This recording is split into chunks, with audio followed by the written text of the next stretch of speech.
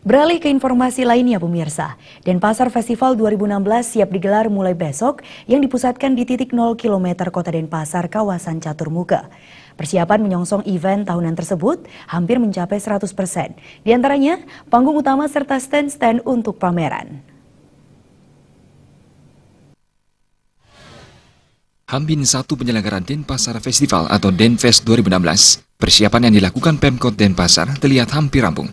Deretan stand pun telah berdiri, yakni sepanjang Jalan Gajah Mada Timur, Jalan Veteran, depan Museum Bali, depan Jaya Sabah, dan lapangan I Gusti Ngurah Made Agung, Puputan Badung.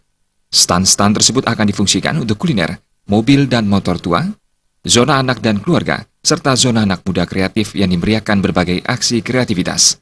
Terdapat 2 panggung utama secara berhadapan yang kini diposisikan di tengah lapangan, serta beberapa panggung lainnya.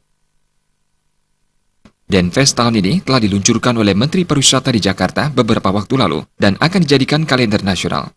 Untuk itu, Pemkot Denpasar menyiapkan konten-konten berkualitas dan zonasi yang bisa dinikmati seluruh lapisan masyarakat. Denfest ke-9 tahun 2016 mengangkat tema Padmeksara yang mengandung arti 8 langkah menuju pembangunan kota Denpasar yang lebih berkualitas.